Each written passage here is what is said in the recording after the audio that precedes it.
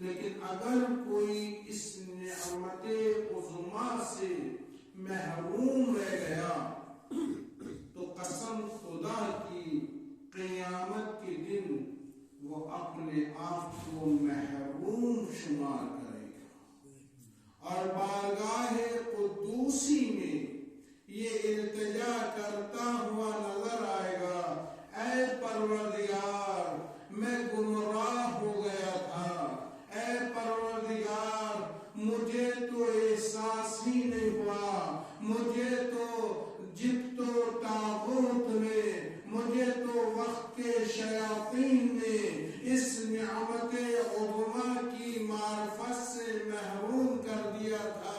اے پروردگار تو مجھے ایک زندگی اور دے دے، اگر تو مجھے ایک زندگی بخش دے تو میں زہرا کے قدموں میں جو نعلین پائی جاتی ہیں ان نعلین کی لگی ہوئی مٹی کو اپنی آنکھوں کا سرما،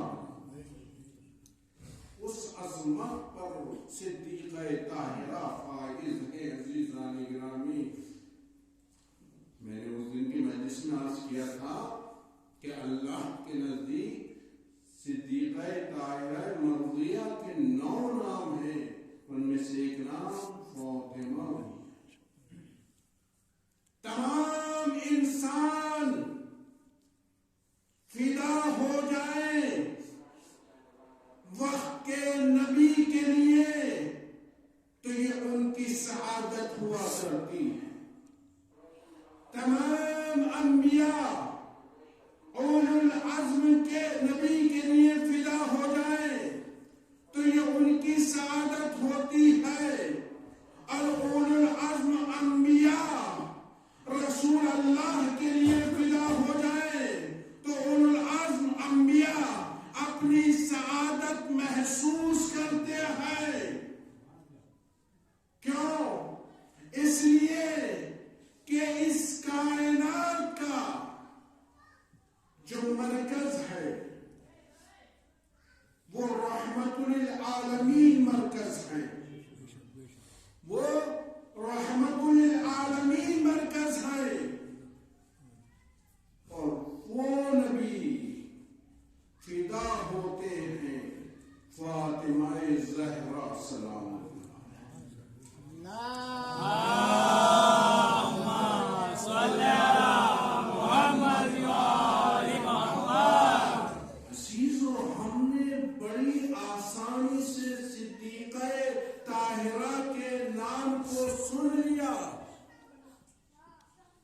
وہ انبیاء کرام ہیں کہ جو ان اسماء کے صدقے میں سیر تکاملی، سیر نورانی، حرکت الہی، مقامات معنوی پر ان اسماء کے ذریعے سے پہنچتے ہیں، ان اسماء کے ذریعے سے پہنچتے ہیں، اور ان اسماء کا کوئی اور نہیں، حجج الہی ائمہ معصومین علیہ السلام جب صدیقہ طاہرہ کے نام کو لیتے ہیں تو راوی لکھتا ہے کہ ائمہ معصومین کے چہرے پر وہ احساس بزرگی جاری ہو جاتا تھا کہ نہ جانے کتنی بڑی شخصیت کا نام لے رہے ہیں۔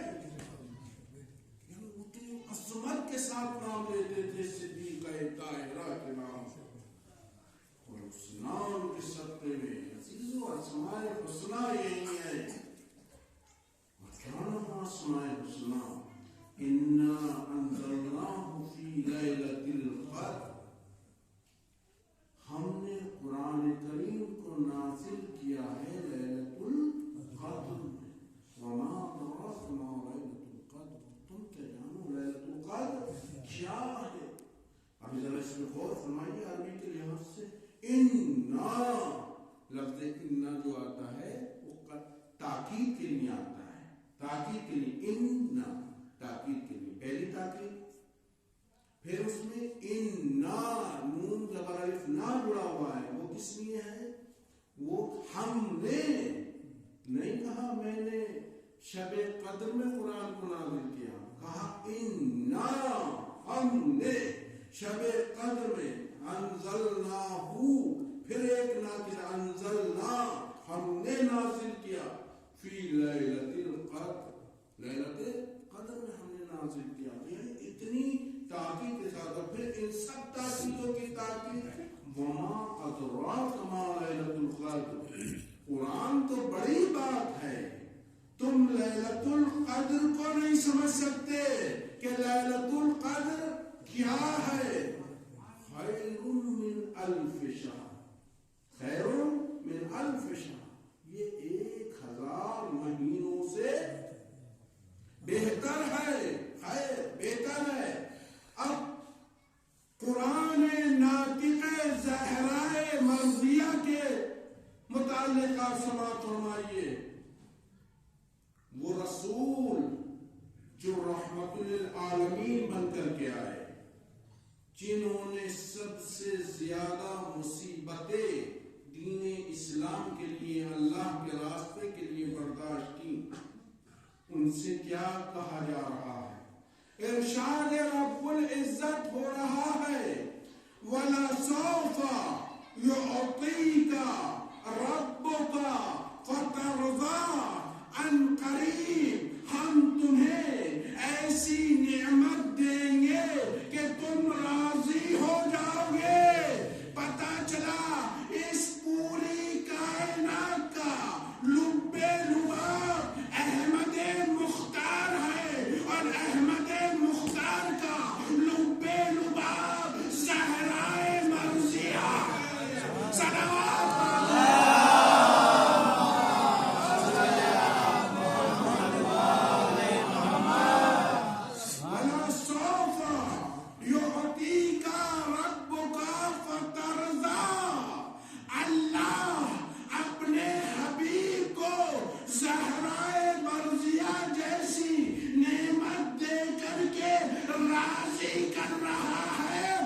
اسلام کے نام نہاد زہرائے مرضیہ پر ظلم کر کے صاحب اقتدار بن رہا۔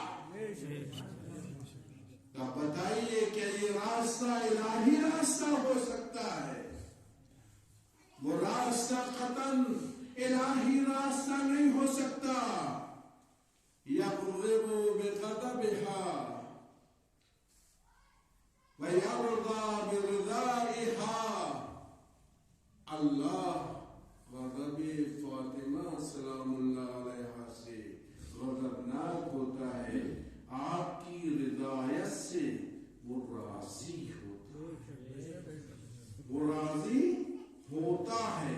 سمجھ فرمائیں آپ کیا حضرت زہرائے مرضیہ کی شان میں قرآن کریم قصیدہ خوانی کر رہا ہے۔ یہ آیت آپ کے سامنے پڑھنا چاہتا ہوں۔ سورہ مبارکہ انبیاء میں ارشاد رب العزت ہو رہا ہے، لا يحزنهم الفزع الاکبر۔ فزع الاکبر قیامت کا دن ہے، جس دن ہر شخص مصیبت میں ہوگا۔ وَتَتَلَقَّاهُمُ الْمَلَائِكَةُ، لا يحزنهم الفزع الاکبر، یہ قیامت کے دن جو فزع اکبر ہوگا، اس دن محزون نہیں ہوں گے، غمزدہ نہیں ہوں گے، بلکہ کیا ہوگا؟ تَتَلَقَّاهُمُ الْمَلَائِكَةُ، اے ایام فاطمیہ منانے والو، اپنی قدر کو سمجھو، اپنی منزلت کو سمجھو کہ آپ کون سا وظیفہ الہی انجام دے رہے ہیں، کون سی سنت الہی کو آپ انجام دے رہے ہیں۔ تتلقاہم الملائکۃ، اس دن ملائکہ ملیں گے ایام فاطمیہ منانے والوں سے، اور کیا ہوگا؟ ھذا یومکم الذی کنتم توعدون، یہ وہ دن ہے جس دن کا تم کو وعدہ دیا گیا تھا، یعنی ہو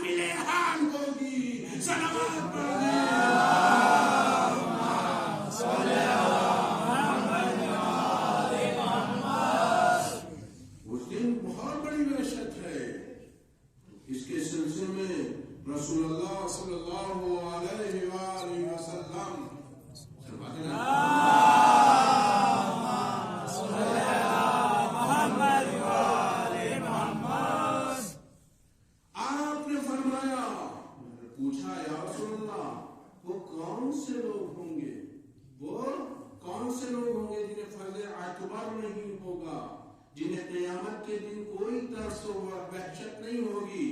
آپ نے فرمایا خدا کی قسم رسول امین ہے، رسول صادق ہیں، ایک تو ایسے صادق ہیں کہ دشمنان نے بھی کہہ دیا جو کہہ دے وہی ہوتا ہے، اس کے باوجود رسول اسلام قسم کھا رہے ہیں، خدا کی قسم واللہ یہ جو ہے یہ کون لوگ ہے؟ فرمایا یہ میری بیٹی فاطمہ ہے، ان کے بیٹے ہیں، ان کی اولاد ہے اور ان کے چاہنے والے ہیں۔ صلوات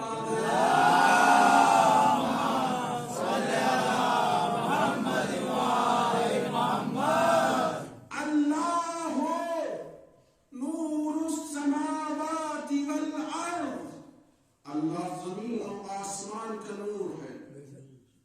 لوگ حیران مفسرین کہ بھئی یہ کیا اللہ زمین و آسمان کا نور ہے، اس کے معنی کیا ہیں؟ تفسیر رسول اسلام نے خود فرمائی، آپ نے فرمایا خدا کی قسم اس زمین و آسمان کا نور، اس کائنات کا نور میری بیٹی فاطمہ کے نور سے ہے، حضرت زہرا کے نور سے یہ دنیا، یہ کائنات، یہ سب کچھ روشن ہے۔ وہ زہرا مرضیہ کل کی میری آرائز میں وہ بات نامکمل رہ گئی تھی جو میں نے حدیث قدسی پڑھی تھی، لولا کا لما خلقت الافلاق، اور اگر تم نہ ہوتے تو میں افلاق کو پیدا نہیں کرتا، ولولا علی لما خلقت، اور اگر علی نہ ہوتے تو میں تمہیں خلق نہیں کرتا، ولولا فاطمہ لما خلقتکما، اور اگر یہ فاطمہ نہ ہوتی تو میں تم دونوں کو بھی خلق نہیں کرتا۔ تو بات یہاں تک آئی تھی کہ صاحب وہ دل برداشت نہیں کر پاتے، یہ صاحب کیا ہے بڑھا دیا اور یہ گھٹا دیا، بڑے مسائل چل رہے ہیں۔ میری تو یہ دعا ہے آج بھی نماز جمعہ میں بکنالہ شریف میں نے یہی دعا کرائی نماز جمعہ کے بعد، میں نے کہا پروردگارا تجھے واسطہ ہے امام زمانہ جل اللہ تعالی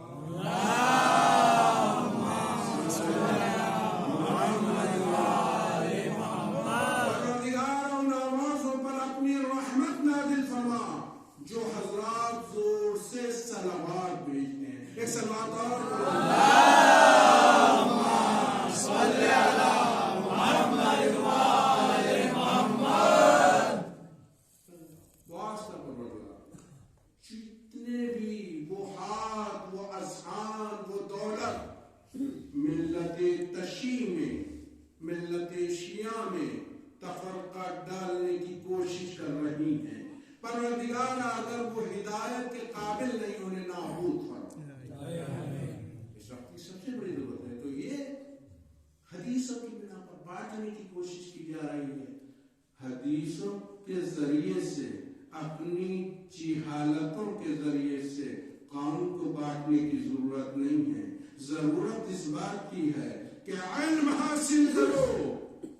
اگر علم نہیں ہے تو اہل علم کے پاس جاؤ، ان سے پوچھو، لیکن اپنی جہالت کے ذریعے سے قوم میں تفرقہ پھیلانے کی اجازت نہیں دی جائے گی، بلکہ اب اس حدیث کو سمجھنا دشوار، کوئی قاصر کہنے لگا، کوئی غالی کہنے لگا، کوئی اخباری کہنے لگا، نہیں عزیزان گرامی، کوئی مقصر کہنے لگا، نہیں یہ سب نہیں ہے، بلکہ اگر علم ہو تو رسول اسلام کی حدیث سمجھ میں آ جائے۔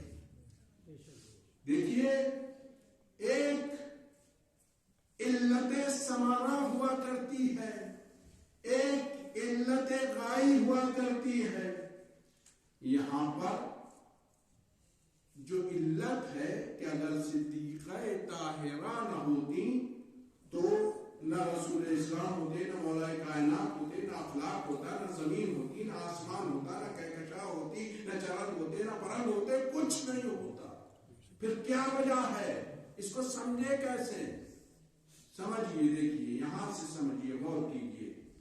اگر پیغمبر اسلام تشریف لاتے تنہائے تنہا، کب تک یہ کائنات باقی رہتی؟ جب تک آپ کا وجود باقی رہتا. چونکہ ثابت ہے بغیر حجت خدا کے زمین باقی نہیں رہ سکتی، بغیر حجت خدا کے کائنات باقی نہیں رہ سکتی.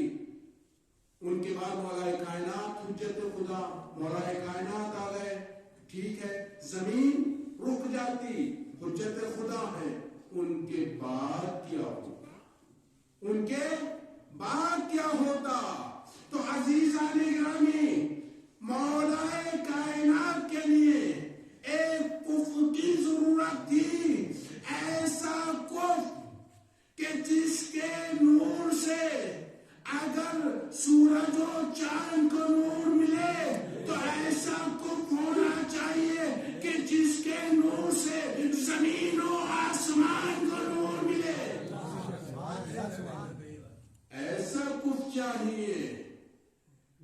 اگر ان کے اوپر ملائکہ نازل ہوئے تو ان کے اوپر بھی ملائکہ نازل ہوئے. اگر یہ اشارے سے چاند کو پلٹا دے، سورج کو پلٹا دے، چاند کے 2 ٹکڑے کر دے، تو ان کے لیے وہی شریک حیات ہو سکتی ہے جو اپنے دروازے پر ستارے کو بلا لے. ہر کوئی شریک نہیں ہو سکتا. یعنی اگر صدیقہ طاہرہ نہ ہوتی تو اس کے بعد حجت الہی نہ ہوتے. حجت الہی ان 2 کے ذریعے سے وجود میں آئے. جب یہ آئے تو حسن مجتبی آئے، حسین شہید کربلا آئے، اسی طرح سے 11 امام آئے. اور یہ جب 12واں امام قیامت تک کے لیے اللہ نے اپنی رضا سے پردہ غیب میں رکھا. اور یہ بھی یاد رکھیے، جب بات یہاں تک آئی گئی ہے، امام غائب نہیں ہے. کچھ لوگ کہتے ہیں صاحب امام غائب نہیں، امام غائب نہیں ہے. وہ امام ہی نہیں ہو سکتا جو غائب، وہ امام ہی نہیں ہو سکتا جو غائب ہو، بلکہ امام کو ہماری آنکھوں سے پردے میں رکھا ہے. ہماری آنکھیں قاصر ہیں. ہم سے مراد عوام الناس، عام لوگ. ورنہ جس کو معرفت امام ہوتی ہے، جو امام کا ہوتا ہے، نہ امام اس سے دور ہوتے ہیں نہ وہ امام سے دور ہوتے ہیں. امام سے دور نہیں ہوتا. جہاں پر بھی میں آپ کو خدمت میں عرض کروں، دیکھیے آج میں کچھ ایک الگ چیز پڑھنا چاہ رہا تھا، بات یہاں تک آ گئی، لیکن ایک بات بڑا ظریف نکتہ ہے اور میں آپ کو نیا بالکل شاید آپ نے نہ سنا ہو، تھوڑی سی غور و فکر کی.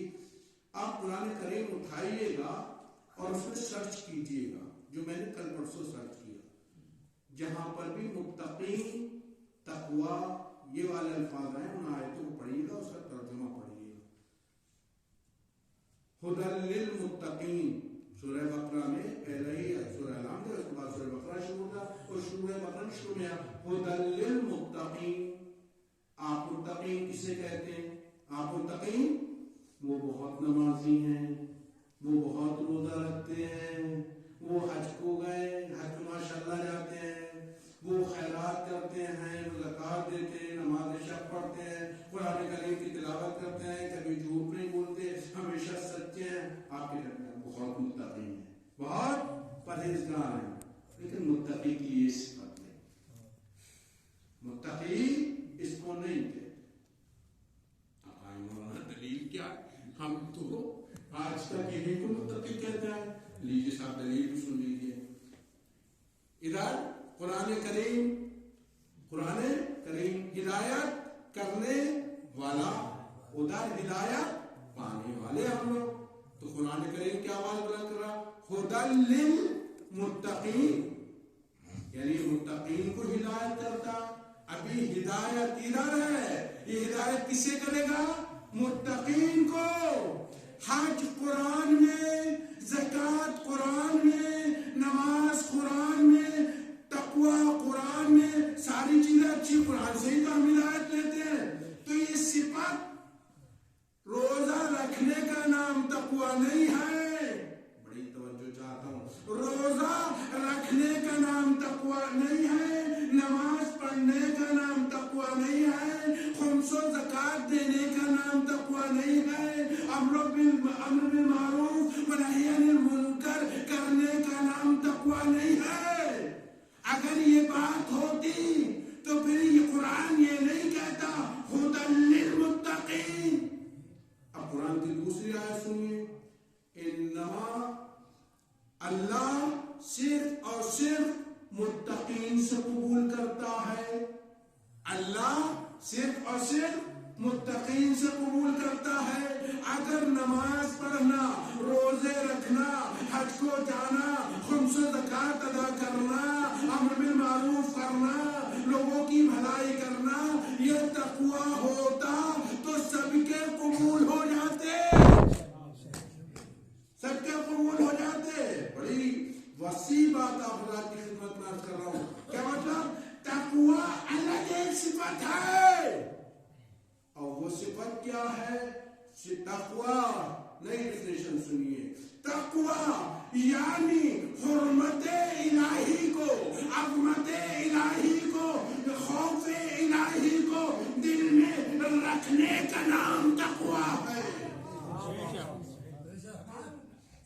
اچھی بات. نہ جانے کتنے نماز پڑھنے والے ہیں، نہ جانے کتنے حج کرنے والے ہیں، نہ جانے کتنے داڑھی بڑھانے والے ہیں، نہ جانے کتنے اپنی صورتیں مسلمان جیسی بنانے والے ہیں، لیکن پتا چلا کہ ان کا کچھ قبول ہی نہیں ہو رہا.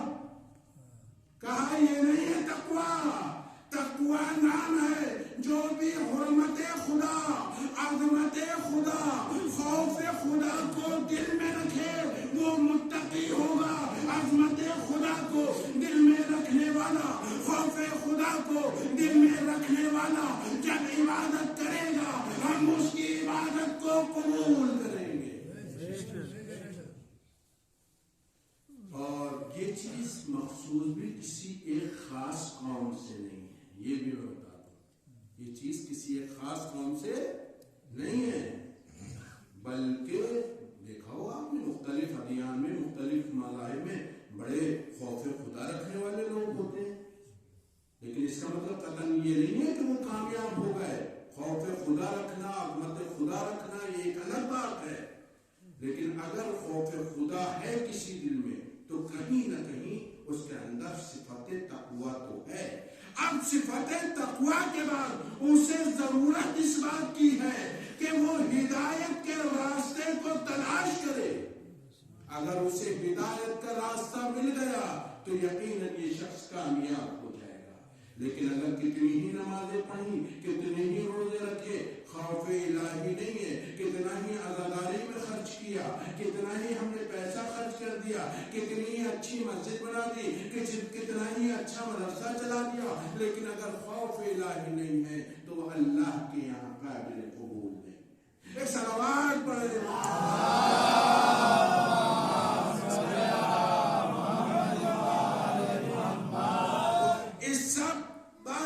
چھوٹا سا میسج اور درس کیا ہوا؟ درس یہ ہوا کہ ہم اپنے اندر حرمت الہی، عزت الہی، الوہیت الہی، خوف الہی کو جگا دیں. جب تک وہ جگہ ہمارے قلوب میں نہیں آئے گی اس وقت تک ہم متقی نہیں ہو سکتے.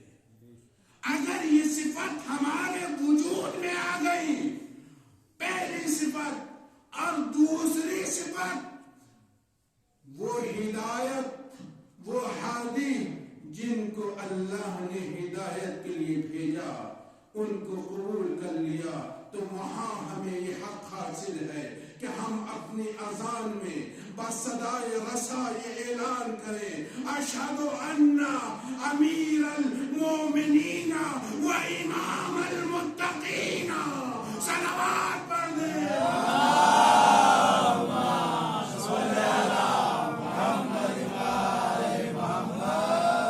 یہ ہے امیر المومنین، یہ صدیقہ طاہرہ کی کف ہو سکتی ہیں۔ سمیت فاطمہ لأن فاطمة شیعتها ومحبیها من النار، اس لیے فاطمہ کا نام فاطمہ رکھا گیا کہ ان کے محبوں کو اور ان کی اولاد کو آتش جہنم سے دور رکھا۔ سمجھ جائیے، یہ ہے صدیقہ طاہرہ۔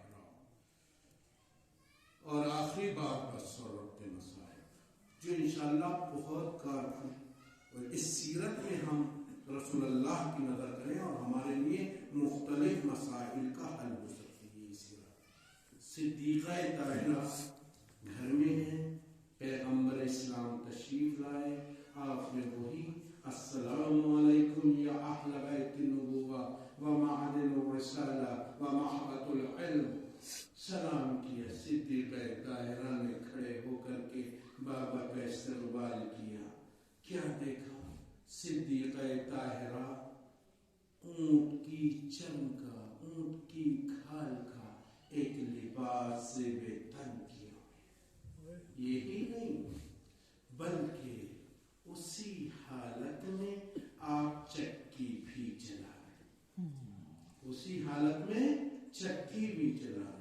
یہی بات تمام نہیں ہوئی، بلکہ اپنے ایک لخت جگر کو شیر مادر بھی پلا رہی۔ صدیقہ طاہرہ، صدیقہ طاہرہ کونین شہزادی ہے کائنات کی، اتنی پیغمبر اسلام نے دیکھا۔ اور مجھے نہیں معلوم روایت نے اس سے زیادہ تو کچھ نہیں کہا، لیکن پیغمبر نے جو فرمایا یہ حال دیکھنے کے بعد، صدیقہ طاہرہ کو دیکھنے کے بعد جو جملات فرمائے ہیں وہ آدمی کو ہلا دیتے ہیں۔ آپ نے فرمایا، اے میری بیٹی، ان دنیا کے مصائب پر کو برداشت کرو اور اللہ تمہیں قیامت میں اس آخرت میں تمہیں بہترین اجر دینے